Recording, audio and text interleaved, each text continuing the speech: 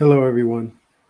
Welcome to the Advancement Center and to the world of magic and miracles and the continued reading of The Magic of Life by Robert Young, Volume 2, The Next Step. And we're continuing with Chapter 18. Suzanne's day was exciting, and the bus trip home was rather mundane compared to the city tour on the top deck of a brightly colored double-decker bus. Her visit to the bank and the long tour through clothes stores seemed to settle her into her new world, and when the bus tour commenced, she remembered everything as clearly as if it was yesterday. It was not so long ago that she had visited Sydney. Many of the buildings were familiar, and some were so familiar that she felt she could simply walk in and say hello, as if she was the owner. This was no longer a sensation of recognition through a dream. It was real. The bus jerked to a stop, and the children reached out to hold Suzanne's hand. She had already gathered Martha and was pleased when Marjorie took Jamie's hand and led the way to the door. The conversation level had dropped considerably, and everyone worked comfortably together without having to rely on Marjorie's direction. As soon as they entered Olson Plaza, the chatter began, and the children ran ahead to see if Bill was waiting in the reception area. Marjorie and Suzanne had so much to talk about that they could not hold back any longer. "How did you open that box?" Marjorie said with a genuine look of amazement on her face. "Wasn't that amazing?" Suzanne replied as she took a quick glance at the children. "I have no idea how it works, but it was as familiar as a childhood toy." "When you looked at it, the lid shut by itself," exclaimed Marjorie. "Yes, Nana always made me send everything to sleep when I was finished," Suzanne said casually. "The magic will leak out and do funny things if it is not put to sleep." Suzanne could hardly believe her own ears. She had never referred to anything like this before. "We had better catch up," Suzanne said suddenly. "They will be out of sight in a moment." The children ran into this reception area just as Bill and Tom entered from the dockyard walkway. Jamie sighted Bill and was about to run when Bill held his hand up to signal her to stop. Jamie stopped suddenly, and a large porter's cart whisked by with two porters pushing as hard as they could to catch the open lift. Samuel ran into the back of Jamie and with a familiar twist tumbled them both to the ground in a sea of laughter that attracted everyone's attention. Bill laughed and rushed towards them, and then out of nowhere Martha launched herself at Jamie and expected to be caught. She bounced off Jamie and spun in the air like a little doll. Bill reached out quickly and managed to catch one leg before she crashed to the floor. Martha's laugh was infectious as she hung upside down in the complete safety of Bill's grip. Suzanne arrived quickly and, much to Marjorie's surprise, joined in the laughter to such an extent that Bill had to hold her up until she stopped. Marjorie's concerns disappeared when she looked into the faces of the staff and visitors in the large reception area. Everyone had a smile on his or her face, even the door attendant, who was renowned for never cracking a smile. Tom put his arm around Marjorie and spoke quietly. "We are looking after the children tonight. Heinrich needs Bill and Suzanne at a meeting with Hestia Mandela."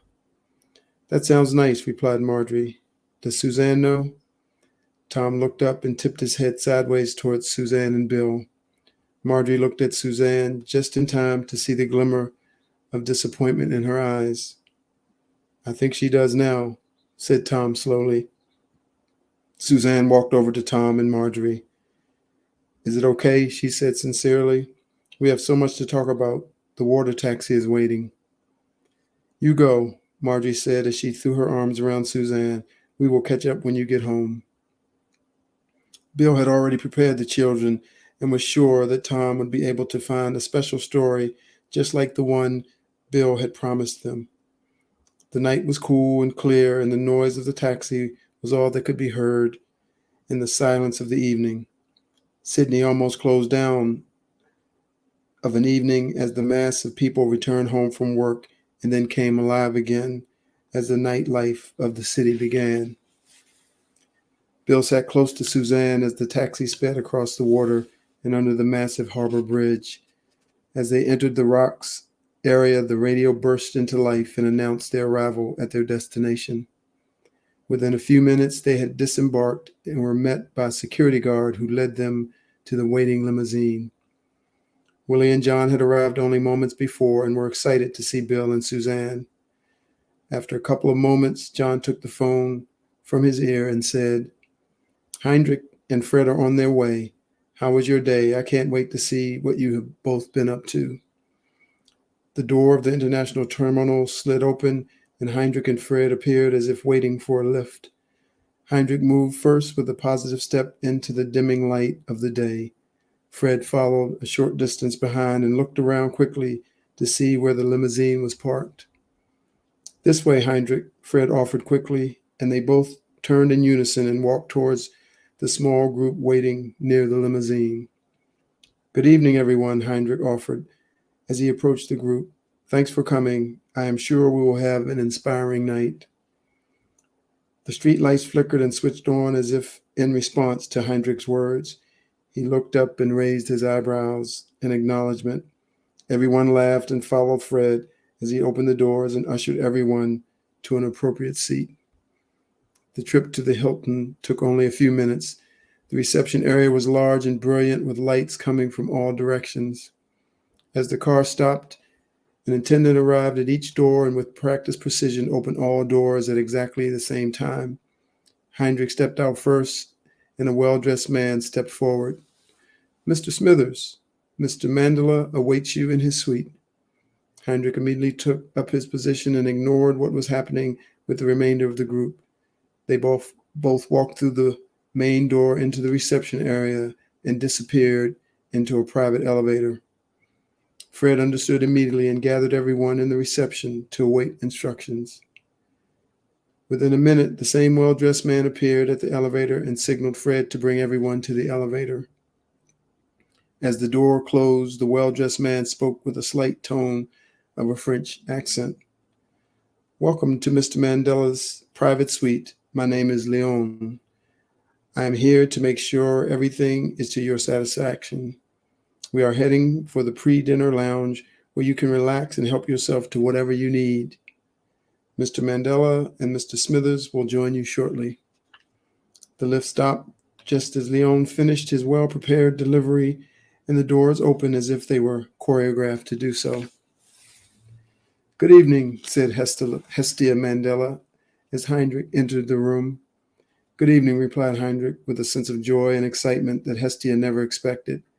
"Thank you for your kind invitation. It is such a pleasure to meet you." Heinrich stepped forward and offered his hand to Hestia. "It is a pleasure to meet you, Heinrich," Hestia replied as he shook his hand. An unusual sense of comfort came over Hestia as he stood there looking at Heinrich. His confidence had been shattered by their earlier phone call, and now he felt relaxed and at home in Heinrich's presence. The two men continued into the lush apartment as if they had been together before. "Heinrich, I forgot to ask you for the names to put on the credit cards and telephone accounts," Hestia said calmly. "Of course," exclaimed Heinrich. "Are we able to fix it now?" Hestia smiled and motioned Heinrich to a chair as he slipped behind the large mahogany desk that sat behind his computer. "It will only take a moment," said Hestia as he quickly entered his passcode. "Okay, everything is ready. Give me the names." Heinrich sat back in the plush leather chair and delivered the information. Suzanne Montgomery, Bill Summers, Fred Christian, Heinrich Smithers, all care of Suite 701, Sidney Olson Plaza. "Great," said Hestia. "Everything will be delivered before you leave tonight, and our other two guests are Willie Broltage and John Broltage. Make a note. Do not call Fred Mr. Christian. Something in his past. Just call him Fred," Heinrich added as Hestia continued to type. "By the way, Hestia," Heinrich continued, "I didn't mean to frighten you when I mentioned that we could inspect another company asset by visiting your suite. I just had to let you know that I am a little more informed than most people realize. Your secret is safe with me, and so is the original deed of ownership. Hestia stopped typing and sat back in his chair. How can that be possible? Alf assured me that the deed was secured, and all I had to do was make one payment to cover legal fees. It's okay, Hestia, Heinrich replied. Alf is in deep in the can for that and many other things. You are in just as deep for your funds manipulation and the charging of all entertainment and upkeep to the Pacific line. I am not sure which is largest. Hestia began to sweat and move awkwardly in his seat as Heinrich continued. From what we have at the moment, you have both dipped into the cookie jar and taken well over $1 million each. I am sure that will double by the time everything comes into the open. Not bad for the short time you have been together. Hestia had no words and waited for Heinrich's next step. Like I said, I didn't mean to frighten you, but it has to stop. We can all move forward, but there are a few things that have to change. Heinrich's voice held a sense of clarity and control that sent a clear message to Hestia not to interject until he was finished. The money you used to build the public component of the Pacific Line was not yours, and the additional money you raised as capital used our assets as collateral. The board has agreed to take legal responsibility for you and Alf and to reverse all illegal transactions, and the town of Norwich has agreed. Hestia could feel himself falling and had to hold on tight to the chair. The thing that no one knows, Hestia, Heinrich continued with a smile on his face. There is a clause in the original agreement with the town of Norwich that allows me to veto any town agreement should I feel it necessary. Heinrich went silent as if he was waiting for a response from Hestia. Hestia took a deep breath but could not bring himself to speak. Here it is, Hestia, continued Heinrich. I am willing to veto the town's agreement providing you agree to transfer your interests in the public component of the Pacific Line back to the Pacific Line Private Company in consideration of an offset in your loan accounts to the value of twice what you stole in the first place. This will give you a couple of million each to use against your personal upkeep while you are employed by the Pacific Line. The rule that you put in place to stop directors and board members drawing from their loan account once they leave the organization will still remain attached to each of your accounts and will not be allowed to change even when there is change in policy. Heinrich's eyes were glowing as he looked at Hestia. What do you say? He said slowly. No legal action, no jail, just a happy situation where you still enjoy the good life and we gain from your brilliance. Heinrich stood and walked toward Hestia. A good deal, he said as he offered his hand. A good deal, replied Hestia with a sigh of relief. Hestia jumped up quickly and shook Heinrich's hand. Before Hestia could say a word, Heinrich excused himself and headed towards the bathroom. It took several seconds before Hestia realized that Heinrich never asked the way to the bathroom, and none of his visitors had ever succeeded in finding it without directions. I see you found the bathroom, Hestia said with suspicion, as Heinrich returned. Yes, thank you, Heinrich replied casually. How did you do that? Have you been here before or something? Hestia questioned as he focused on Heinrich and implied something devious. Oh, yes, didn't I tell you, replied Heinrich. This place was mine before Alf Hartley stole it and forged the transfer papers in my absence. I should have known, Hestia said, shaking his head. What do we do now? It's okay, said Heinrich. I have transferred it to the company. You can stay, call it yours, and use it as collateral, but don't try to sell it. You have a deal, Hestia said with relief. Now, if you can give me access to your internet, I will set everything in place and we can get on with the rest of the evening.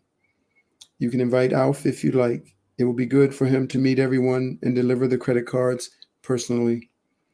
Hestia left Heinrich alone at the computer and sat himself in the living room where he could speak to Alf in privacy. The phone rang and the distant voice of Alf Hartley soon rumbled through the phone. Hestia was quick to take the initiative. Alf, he knows everything, and is in a position to send us both to jail, he blurted quickly. What a night. I have made a deal, and we will both be in the clear as long as you do what I say, okay?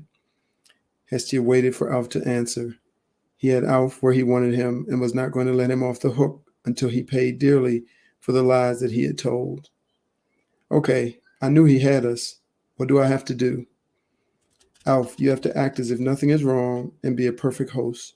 You need to join us here after you pick up the personal gift bags from Sonia at the office. Heinrich is looking forward to you meeting his staff. Hestia's word met Alf with a shock.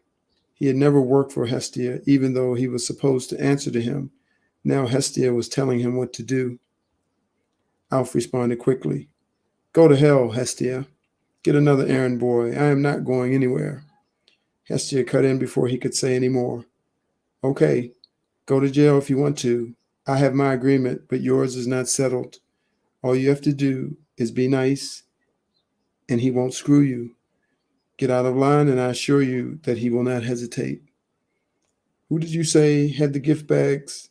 Alf replied, without giving Hestia the satisfaction of his agreement. Sonia at the office. She is waiting for you, Hestia replied.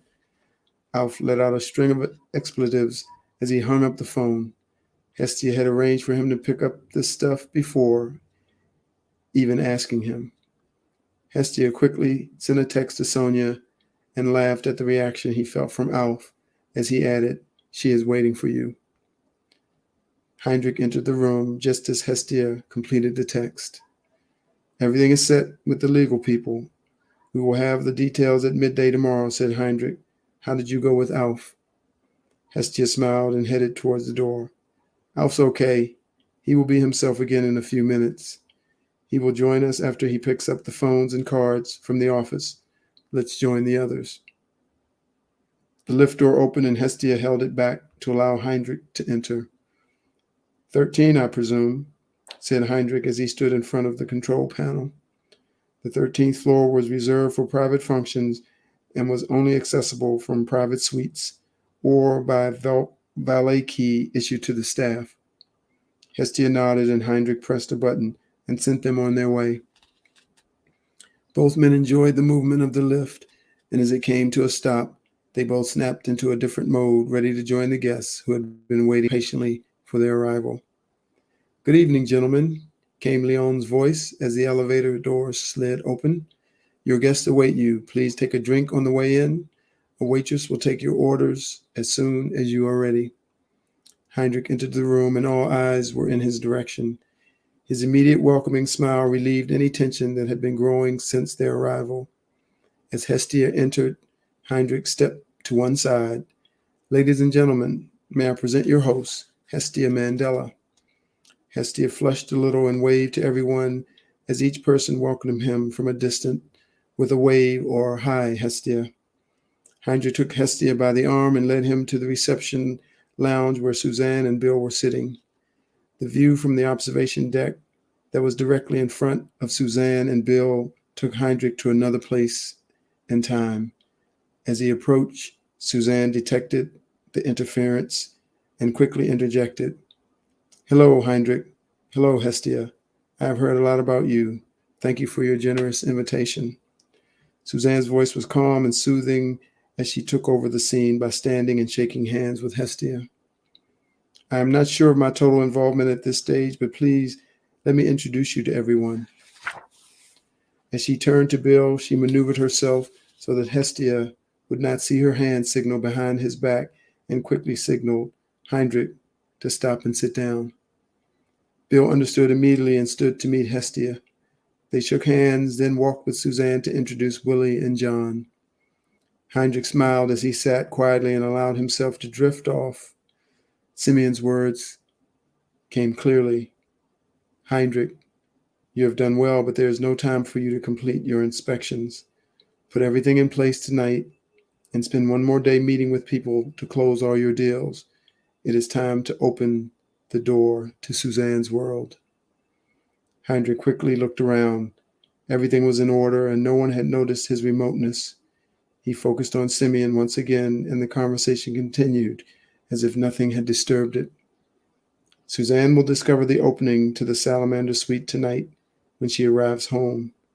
You must be there to ensure that she knows about the dual transporter and how to move her focus between realities. Carmel Roberts will assist in a similar way as she did with Salamander. Heinrich shook his head in an attempt to focus. Simeon was stretching his powers of understanding, but he did not want to interrupt. You will understand more as the circumstances arrive, Simeon continued. You will need to take a quick trip to Norwich to bring back the Michael and the Voltage special, and at the same time cover for Suzanne's movements. Once again, you will know what to do as each circumstance falls into place. Simeon's voice faded as Leon approached.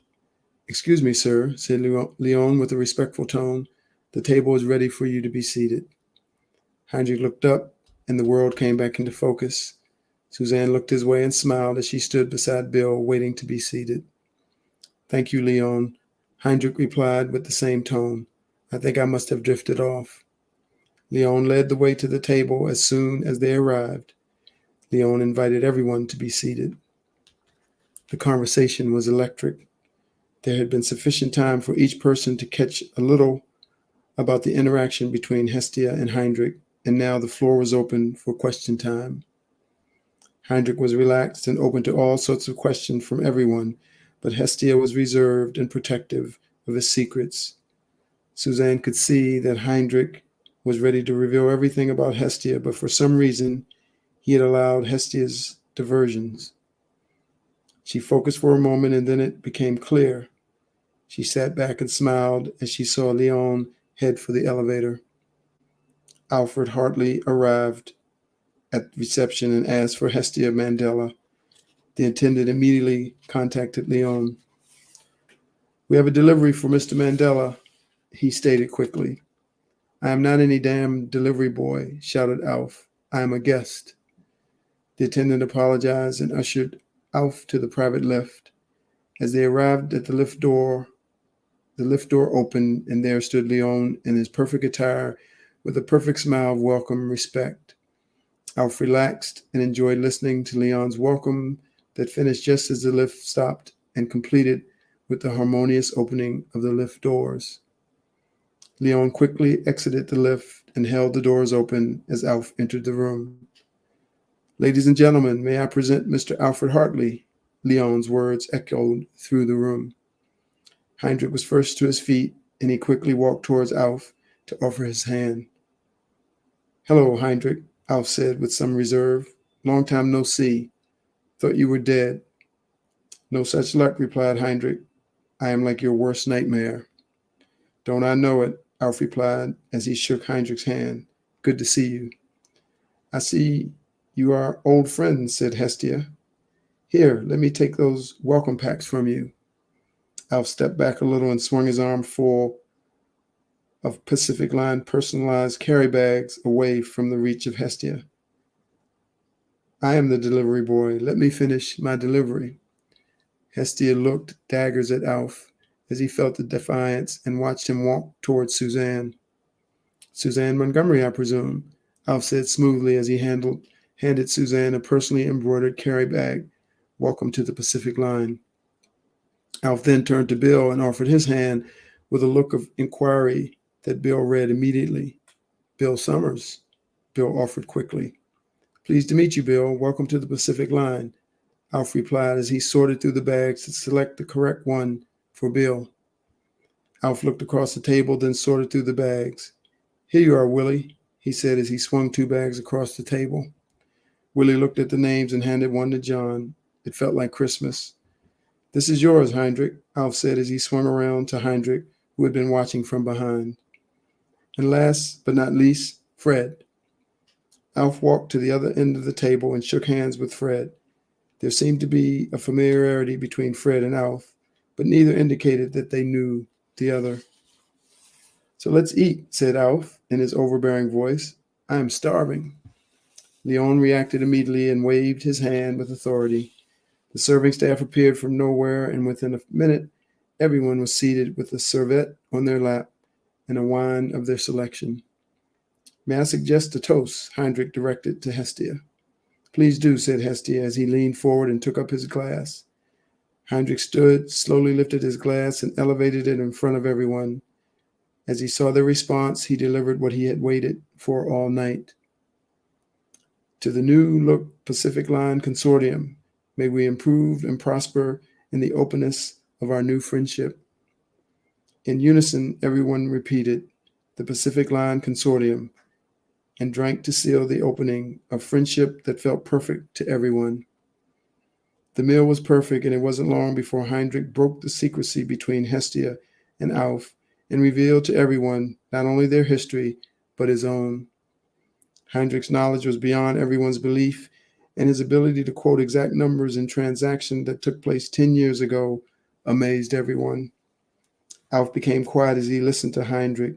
He was totally absorbed in everything Heinrich addressed. He had never experienced such respect for the ability of another person. As he listened, there was a change that happened, and somewhere inside, he felt that the war was over. Business had become fun, and the sense of fear that carried him since he could remember was now gone. Tell me something, Heinrich, he said with deep thought as everyone at the table looked his way. What part of the sky did you fall from? The laughter started with a small snicker and increased as Heinrich attempted to answer. What do you mean, Alf? I'm just like everyone else. The uproar was almost deafening as the conglomeration of laughter and discreet comments filled the air. Like hell you are, Alf screamed over the noise. You're a damned alien. That's what you are. How the hell do you know all that stuff? Heinrich could not hold back. The laughter and almost serious humor of Alf touched that special spot. He burst into hysterical laughter that he thought would never stop. Suzanne came to his rescue and held her hands on his back until he gained control. Thank you, Suzanne, he said as he wiped his face with his serviette and tried to stop the remaining giggles. You really get me then, Alf. You really got me then, Alf. Alf smiled, and the consortium was born in a way that could never be destroyed. The heritage line had worked its magic and pulled together its family once again to pursue its task of improving the world and presenting the ultimate human experience. And that ends chapter 18. And our visit together today. So until next time, where we'll start with chapter 19, always wishing you a perfect life, perfect health, and a magic future. Thank you.